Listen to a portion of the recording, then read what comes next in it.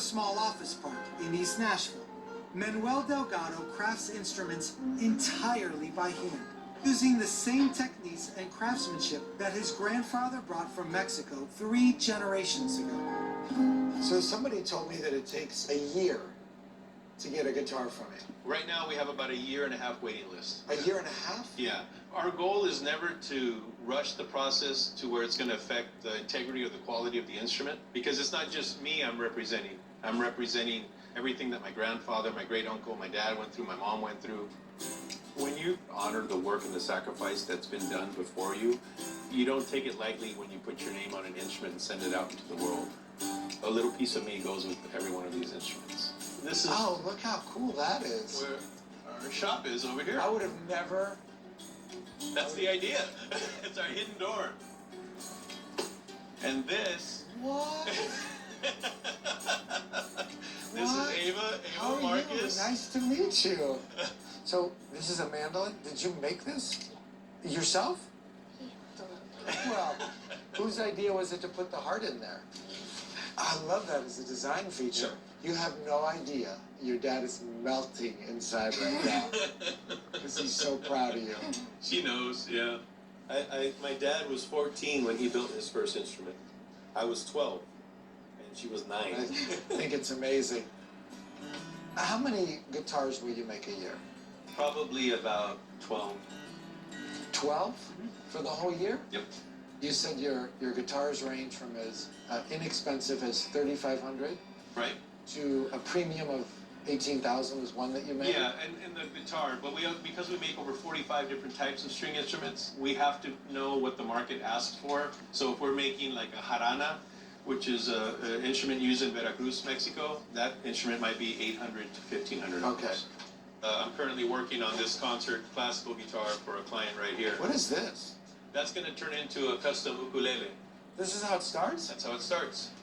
From there, I'll go over to the bandsaw, and actually, if you want to try cutting a piece, you can.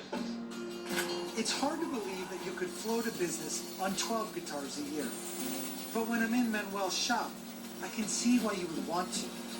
The shop feels like a step into the past, into old world craftsmanship that doesn't exist as much today.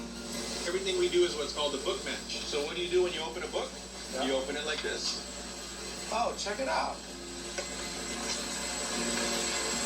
Those are 2 sides that are book matched. So it's the same piece of wood, just cut like you did right now, and then we bend them. How does the wood get bent? Will that turn? You want to try it? Yeah, I do.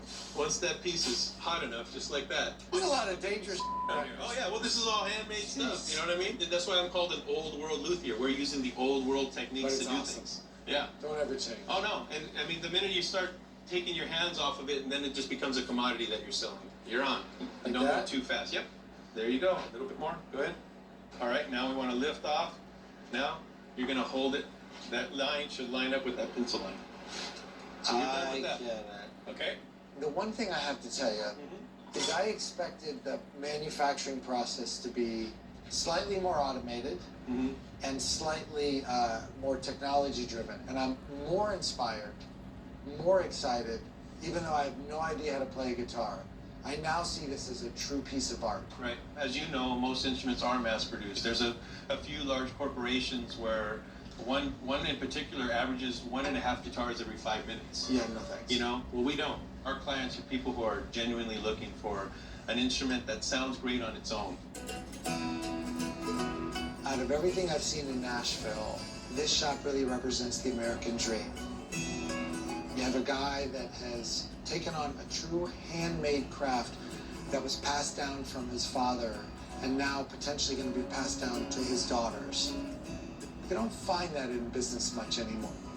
Most people just want to get the thing done and move on and grow the number of customers and make it faster and cheaper. If I hadn't come down and seen it for myself, I might have felt the same way. But Manuel is an artist, and he's on a different plane.